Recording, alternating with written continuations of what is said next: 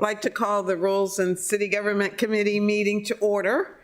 Note for the record, Alderman Schandelmeyer and Alderman Arnett are present. I'll entertain a motion to approve the agenda as written. So moved. Second. All in favor, please say aye. Aye. Aye. Approval of the minutes from the June 7th meeting. So moved. Second. All in favor, please Aye. say aye. Aye. Aye. Aye. All right, our first piece of legislation, 0324, City Council nominations to boards, commissions, and committees. And we have two amendments from Alderman Savage. Alderman Arnett, you're going to speak to his amendments? Yes, I am. The amendments speak directly to the staff report on the proposed legislation, and they are clarifications of the legislation itself. The legislation is not meant to bypass the vetting process. And what is the second? I'm trying to find the second amendment. So if you look at Amendment 1, it makes it clear that this is only if there's a vacancy with no candidate being proposed, which was brought up by the staff, and they didn't want to have a nomination brought forth while there was already a nomination in the process. And the second one is the anything that has to do with nomination processes that are specified, the second part of Amendment 1, specified in state code.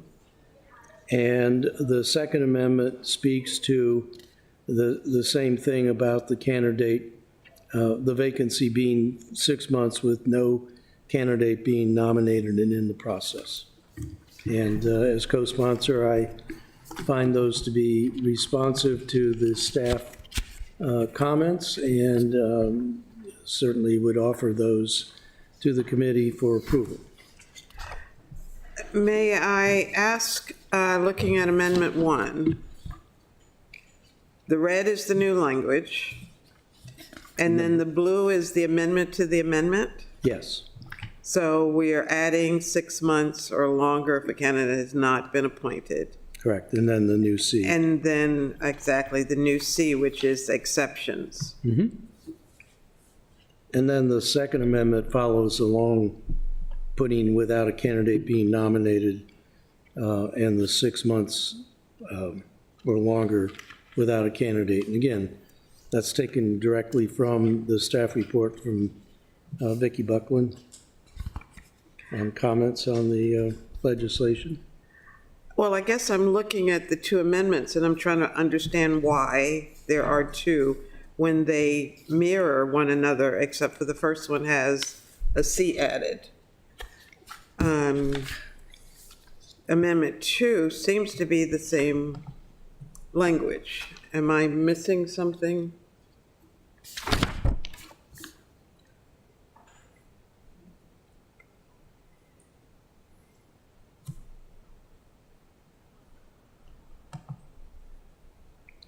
Amendment 2 is different from Amendment 1 only in A subsection 1, which wasn't addressed in Amendment 1. And you're right, there's a duplication in Amendment 2, A2, which is the same as in Amendment 1 to A2. So really, if you take Amendment 1 and we just simply add in Amendment 1 the under A1 without a candidate being nominated, or we only need to deal with Amendment 1. Alderman Schandelmeyer, did you have a question or comment? I was going to suggest potentially adding the C to Amendment 2, but the C portion on Amendment 1 to Amendment 2, I think that may... Yeah, either works. They would accomplish the same thing, and it may be simpler for our staff to add those together. But the 6 months or longer without a candidate being nominated Right. does address one of the concerns brought forward in the staff report. So for the goals of doing that, I think this is a good amendment. So on behalf of Alderman Savage, I'll withdraw Amendment 1 and add to Amendment 2 the new subsection C that's in blue on Amendment 1. And Is so that a- offer Is there a only second on the Amendment one. amendment? I will second it. Okay. All right, I don't see anything else that we've left out. No discussion, are you ready for the vote on the amendment? I have one last bit of discussion then on Amendment 2. The now withdrawn Amendment 1 also has without a candidate being appointed instead of just nominated. I personally believe that the act of nominating a candidate would satisfy the goal of this legislation, but I wanted to flag that for one of the co-sponsors to see if that is something you would also like to add to our new Amendment 2. But if you feel like the language of nominated is also sufficient enough, then I have no further points. So I missed the first part. What is it? We're on So- Amendment 2? On Amendment 2, we added the C, the exceptions. But in the old Amendment 1, there was also a portion of a candidate being appointed. Do we also want to add candidate being appointed to Amendment 2, or do you feel like the act of nominating, the executive nominating a candidate satisfies your goals? I I personally, see what you're saying. yeah, I would personally believe that the nomination would satisfy what we want to go with, but Yeah, no, I agree with you. I just also wanted to flag Yeah. it for you in case you wanted to add Right. that on. So Amendment 2 says nominated rather than appointed, and Amendment 2 has the Section C from Amendment 1. So Amendment 1 is withdrawn, and that's where the appointment is. Yes. Yeah. So, no, I agree with you. Okay. Well, if you feel that is sufficient, then I have no further discussion, Madam Chair. Okay, further discussion? Hearing none, all in favor of Amendment 2 As amended. as amended? Aye. Please Aye. say aye. Aye. Aye. Okay. So we have Amendment 2, Amendment 1 has been withdrawn. Right. Okay.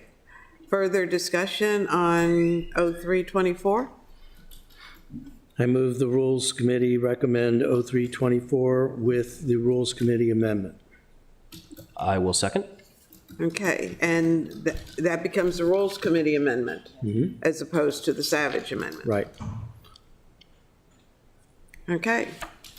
No further discussion? Alderman Schnellmeyer? Thank you, Madam Chair. I suppose my question on the ordinance as a whole comes down to, do we think the current process is particularly insufficient? When I have come forward to the executive with a candidate in mind for one of our commissions, it's been accepted and put forward to the council as a whole. I've personally felt like it is a working method, but was there a specific incident, or is this just because there have been some other areas that have had empty points and you think this would just fill those quicker? There's several specific incidences, and if you look at the staff report on page 2 that has the columns, they mostly have to do with the quasi-judicial boards and commissions, the planning commissions. There's several people on the Board of Appeals who have been acting for over a year. And I don't know whether that's just lack of getting to it or what, but it seems to me that those are things that if for some reason they're not being addressed through the normal process, the council members ought to have the opportunity to say, well, if you don't have a nominee, or you don't want to renominate somebody, we will. But I would offer, though, that this is a fairly rare kind of occurrence. I can probably think of 4 cases, only one of which is current. It has happened over time. I will say, in a previous administration, there was some more gaming going on that I think we need to circumvent. But primarily, this is just, and an actual case, the case right now, the person's in the position has been acting for over a year and a half and is getting quite anxious. Am I going to be reappointed or not? What's my status? Am I doing something wrong? So this gives the ability for the council members to see that something has been overdue and nothing's happening. It'll still have to be nominated by the mayor, approved by the council. That person still needs to be revetted. So I don't think we're changing the code itself in any really fundamental way. And Gavin has talked to me about this, to Rob and I both, and he's basically saying, well, you know, just come to me. If you have somebody you want, he did come to you on this one particular appointment. Oh, yeah. So I don't think there's any malice here. I think it's just giving us a way to tighten up the procedures. Okay. So I will support this in committee. I still want to talk to some of the administration to see if they have any issues or pushback, but that does answer my question pretty sufficiently for the purposes of Right? Thank you. up or downing at this level. Okay. Well, I'm going to take the privilege of the chair and weigh in because I agree with you. The process has been working. But we have had some incidents where council members are not satisfied with the mayor's choices, whether it's appointments or reappointments. And it feels like this is a way to force the mayor's hand. And I have said the mayor has the prerogative to appoint. That's part of his responsibility. I think this legislation, and I will support it at the end of the day. However, I believe that this will come back and haunt us in years to come.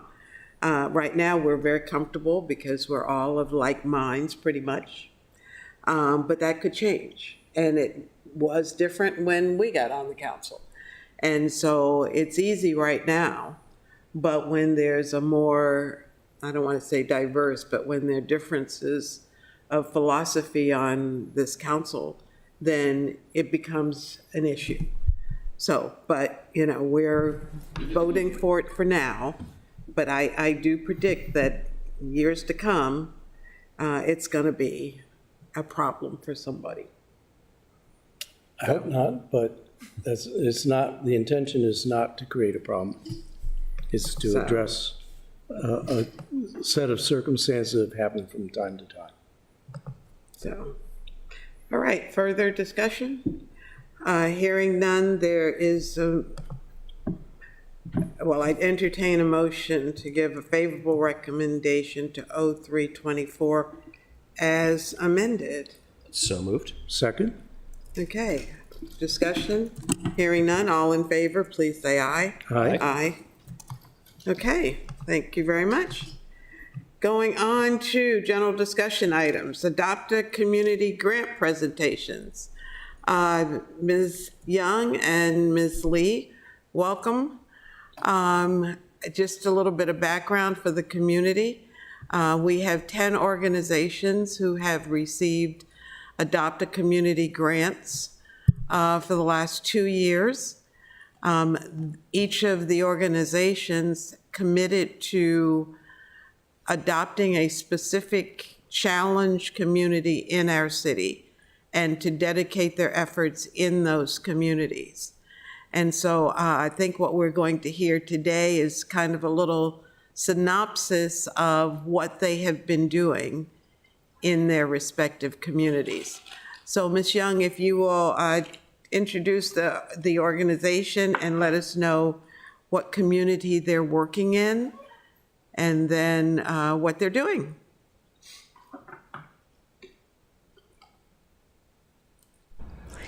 Aisha Young, OCS Manager. Up first, we have Annapolis All-Stars, and they offer athletic and mentoring programs to youth. I'm not sure exactly which Bless you. area they work in. Do you know? Ms. Young, I'm looking for their one page. I think I see a lot of pictures. It's right next to it. Sorry. It's right. It says Annapolis City Adopted Community Grant. Okay, got it. Got it? Yeah, I don't see that area. They are in the Woodside Garden in William Estate Community. And I'll just read about 3 bullets to highlight what they've been working on. So Annapolis All-Star has worked on the horse farm featuring horse and pony rides and animal appreciation with youth. They also offer weekly swimming at the Anne Arundel Pool on Beaver Road from July 21st through August 18th. They'll be offering that. And they also have about 35 youth and 3 adults that accompany them to Six Flags, and they include lunch for all. I don't know if you want me to read this, but they are receiving or have received an Adopt a Community grant of $25K in fiscal year 23 and 24 for a total of $50K. And they're also receiving a community grant of $2,400. They received that in fiscal year 24 and approved for $17K for fiscal year 25. So next up, we have Annapolis and Anne Arundel County Scholarship Trust. So they offer mentorship and financial support for first-generation students to realize their dream of college education. So far, they help 89% of their students from the support of the Trust Center with their learning achievements. They offered 74% reduction in behavioral issues as students learn from gain the necessary socialization with their peers. They also assisted with 93% of the students to gain insight and skills to deal with and address challenges in their life. And they also received an Adopt a Community grant of $25K in fiscal year 23 and 24 for a total of $50K. They also have received a community grant of $2,400 in fiscal year 24, and they're approved for $9K for fiscal year 25. To the members of the committee, if you have questions as we're going along, please don't hesitate. Alderman Chandler? Thank you, Madam Chair. I have a quick question on Annapolis All-Stars. So I knew they did some of the more traditional sports. I frequently bike past them while they're doing football practice in the fall and the summer. Where do we take them for horse rides? Is that new? That's pretty exciting that they've expanded it or offered it, and I just missed that. I don't see it on here, but I wouldn't be surprised if it's listed there. If not, I did send over a form for your questions that I can ask them and get back to you with that. Excellent.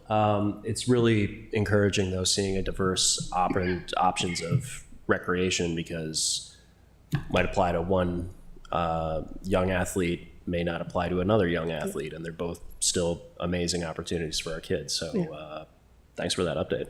No problem. I have a more general question, and it actually is leading to a second question, but I noticed getting both community grants and adopted grants. Am I correct in that? Yes, So some of them are. Some overlap in the funding? Yes, some of them are, but I would note that some programs may be different. So they may use the Adopt a Community grants for something else and the community grants for a different program. So I don't know if that matters. So the more general question is, I thought we were going to have a group looking at community grants writ large in that process. And as I've spoken to you, Alderwoman Finlayson, my belief is that we need more grant money, but we seem to have Action Annapolis and this and the community grants program. I'd like to see us have a much bigger pot of money, but all under one roof with the same set of processes and measures. I think the one fly in the ointment is the Adopt a Community is one-time only money, has been. And quite frankly, I'd like to see it be permanent community grant money. But I don't, that's not for this presentation, but I do think it's something that the Rules Committee needs to follow up on. Alderman, I think you're right, and as you said, we've talked about this many times. What I see as a big difference is, and Ms. Young alluded to this, the Adopt a Community grants encourages participation in specific communities, whereas our general council community grants can be anywhere, anytime, and we really don't know the impact of those grants because there's no measurement. At least with the Adopt a Community grants, we can look at those communities to see how they've changed because of the fact that these groups are working with them. And I really would like to see us treat all of the organizations that way. I agree. So that we can judge the success. We give out a lot of money. I mean, it's not enough, but we give out a lot of money. And we don't measure whether that money is having a true impact or not. At least, and this is why I hate to use the word insist, but I insist that we have regular reports from these groups so we can keep track of how our dollars are being spent. And, you know, and I'm pretty proud of what's happening, actually, so. So you just spoke to the Scholarship Trust. They're working out of Annapolis Gardens. And as you said, I think their program for which they're getting, what, $8,000 is something different than what they're doing in Annapolis Gardens, I think. But Yeah, I was gonna say, well, they offer a lot of programs, so yes, I do believe that their community grant supports another one of their programs, and they'll get $9K for this fiscal year. So up next, we have Charting Careers. Charting Careers offers mentorship and community programs to youth and families. Right now, they're working with Clay Street, and they have a Clay Street community engagement events where they helped 80 adults and children to access new experiences and have opportunities to bond with their neighbors and learn and practice new skill sets. They also offer case management. One of their mothers was able to achieve her goals of moving out of the community into Section 8 housing to get a new job and improve her health. They also offered or assisted 19 scholars to set up a 529 college savings plan. And then they also had a parent or caregiver survey going around with 100% of the parents suggesting that they felt better when working with Renitra, who was one of the caseworkers there. They received an Adopt a Community grant of $20K for fiscal year 23 and 24 for a total of $40K. They also received a community grant of $14K in fiscal year 24, and they are approved for $13K for fiscal year 25.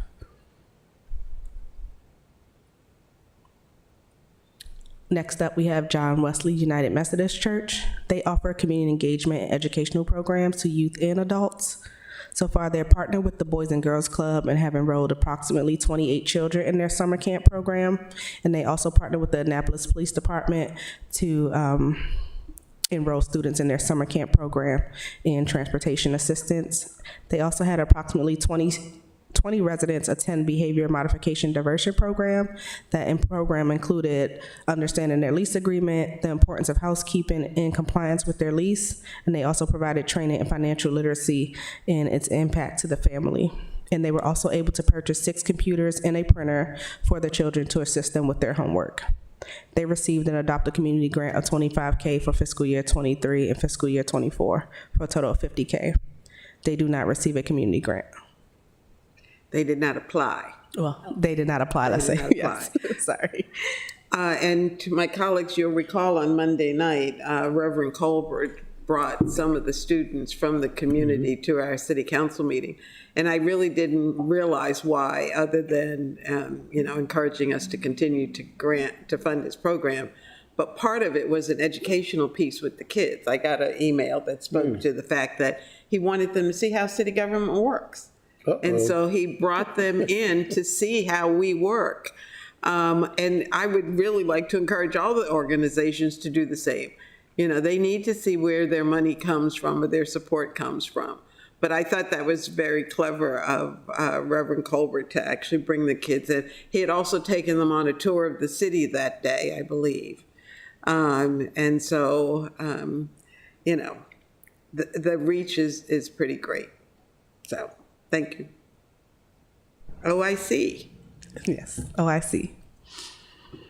OIC of Anne Arundel County offers educational and job readiness programs to residents in Anne Arundel County. They specialize in virtual online career pathways. They are focusing on GED preparation, job readiness, and basic IT skills. They do offer their services in English and Spanish, all free of charge. Their goal is to help 50 families annually, but they were able to triple their goal in fiscal year 22 and actually assisted 177 families. And they believe this is due to their virtual programs because it helps to remove barriers such as transportation and scheduling conflicts. They received an Adopt a Community grant of $20K in fiscal year 23 and 24 for a total of $40K. And they also received a community grant of $15K in fiscal year 24, and they are approved for $19K for fiscal year 25. Next, we have One Annapolis. So One Annapolis, Inc., they offer youth and educational programs. So far, they've created a Peace of Mind Garden Club with over 20 plus native plants installed in Eastport Gardens. They also have a By Water community garden that offers herbs and vegetable plants. In 2024 marks the 4th growing season. And their operating funds help to establish a 21st Century Community Learning Center at Annapolis High School. They received an Adopt a Community grant of $10K in fiscal year 23 and fiscal year 24 for a total of $20K. And they were approved for $10K for fiscal year 25 community grant. Alderman? Do we have this 21st Century Learning Center? Sounds intriguing. Do you have any more information on what that is? I don't at the moment, but I can get more information for you. All right, that would be, obviously we don't need it urgently, but Right. it sounds intriguing. It reminds me, when I was really, really young, there was a TV show called The 20th Century, which was a big deal looking towards the 21st century. It sounds like, because youth today, it feels to me, have a lot more to adjust to than I had to when I was young. So they've got a lot of stuff flying at them. So that's an interesting, thank you for that. Is there a one-page, because you've given us a brief synopsis, but is there a one-page that's added in Granicus for each of these? I think you have. Yeah, so each of that them, it right yep, here? they sent over their one pager, but I just decided to just highlight here. And I want to make a correction, I'm sorry. Their learning center will be at Annapolis Middle School, not high school. Sorry about that. How do I find this page? It's not under One Annapolis, is it?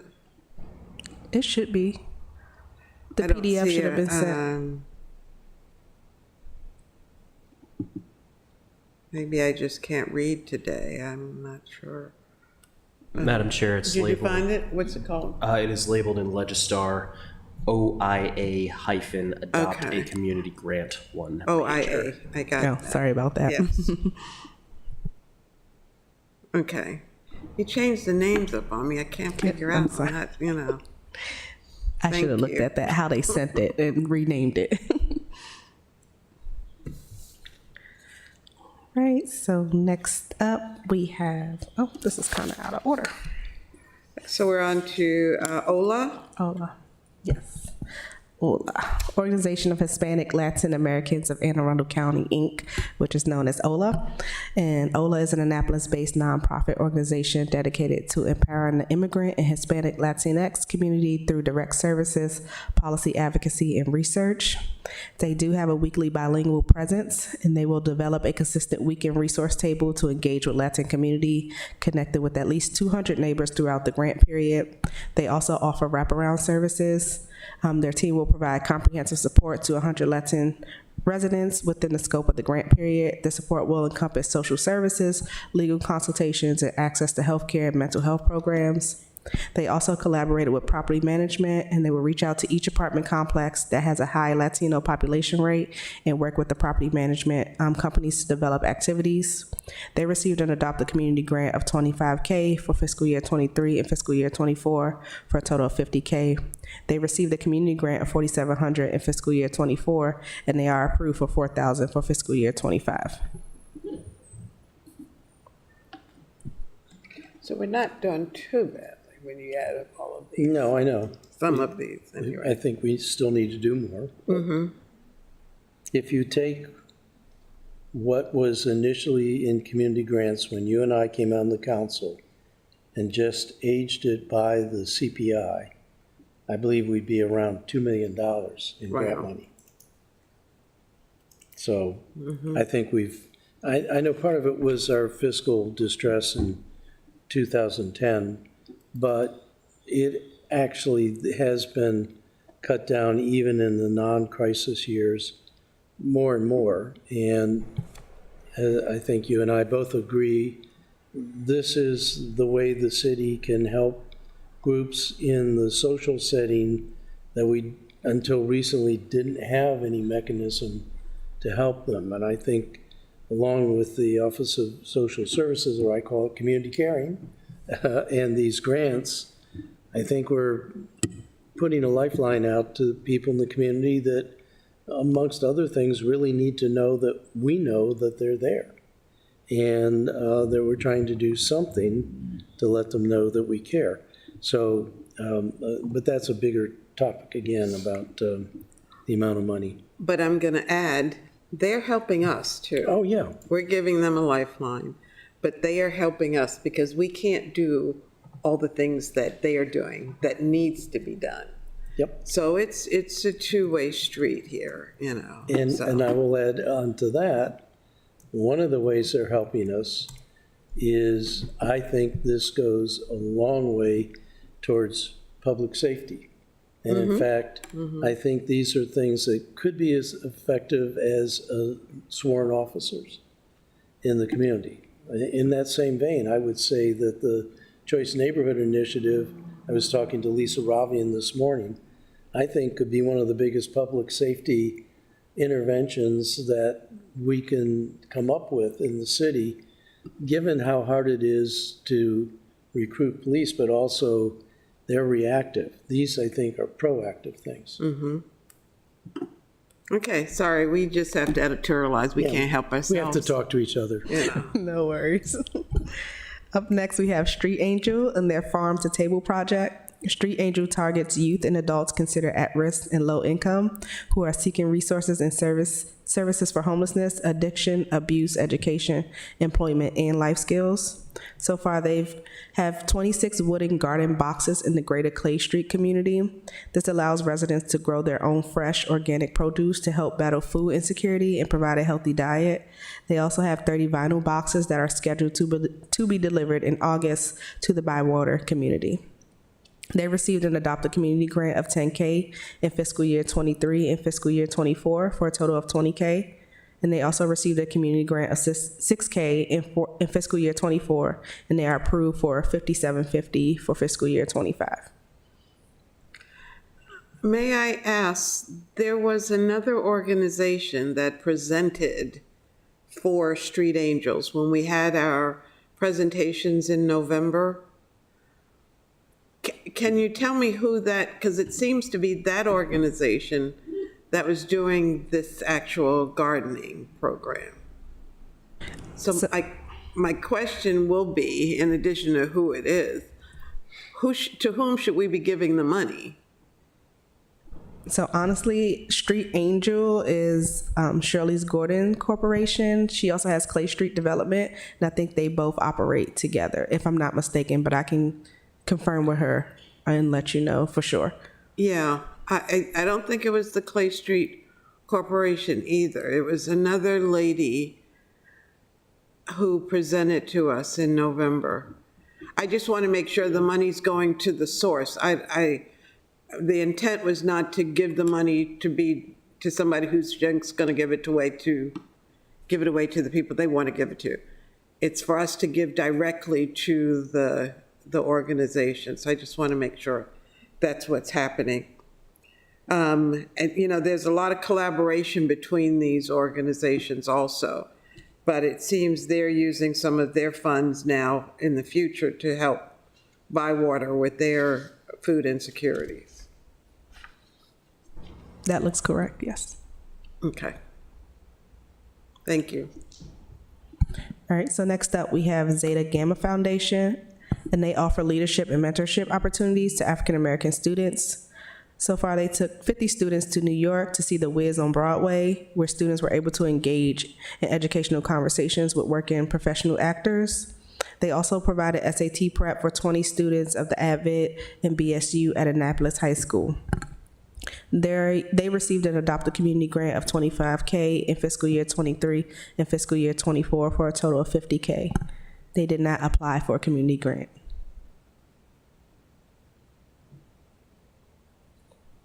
Up next, we have Restoration Development.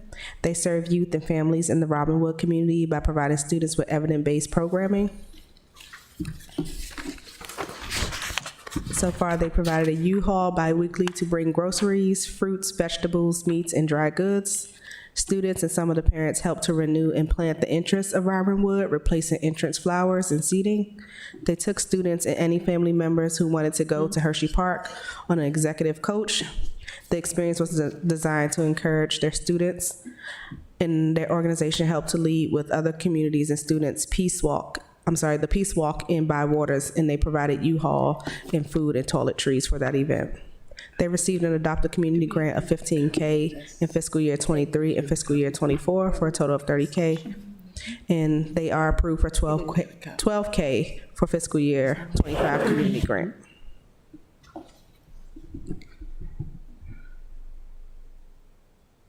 That's the last organization. Yep. We're shuffling papers. So that was it. Yep. That was fast. Yes. Well, you said keep it short. Well, thank you. I thought it was important that we had, you know, before we talk about awarding the grants for the fiscal 25. And if you could send this out, so we send it to all of our colleagues. Yes. Because I'd like everybody to see what programs the money is going to. Any questions for Ms. Young or Ms. Lee about Alderman Channemeyer? Thank you, Madam Chair. We appreciate this presentation. It is fantastic to always see our money getting put to work by these fantastic organizations. There were at least 2 of these, though, that did not apply for the community grant but still got it. That is, I'm not saying they're not doing good work. It just kind of seems an odd process. And I don't really know what to do with that information, but. They did not apply for the community grant? Did I understand that correctly? Because I could also just be misunderstanding it. Who are the 2? There were some, I know, that did not apply. One was Zeta Gamma, and that one piqued my interest because I remember the phrase "did not apply" being used for at least the second time. No, they got an Adopt a Community grant. They didn't get a community grant, and they did not apply for a community grant. Okay, so they got an Adopt a Community grant, but they did not get a community Grant because they didn't apply. And these are different grants. Got it. Yes. But they did not apply. It wasn't that they weren't awarded. They didn't apply. And believe it or not, everybody doesn't know about our community grants. Yes. So everybody doesn't apply. The similar names threw me off a little bit. Yeah, I apologize. But they didn't apply, and who was the other group? I thought there was another one. John Wesley, Yes. United Methodist Church, did not apply. But the Yeah. 2 But similar I suspect names. they'll apply next year.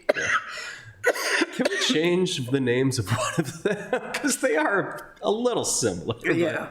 It's fine. I appreciate you explaining that to me and for this fantastic presentation. No problem. Well, thank you, ladies, and thank you for keeping up. This is just one more thing that we put on their plates Right? as our community service department, you know, so I appreciate all of your effort in keeping up with these. These organizations were also meeting, what, monthly or quarterly? From my understanding, I think it was monthly. I'm sorry? From my understanding, I think it was monthly. Okay, they were meeting monthly early on when everybody had a lot more energy than they have now. But I think several of them, the All-Stars and Beta Gamma and the Annapolis Trust, are still meeting independently and sharing resources and working in one another's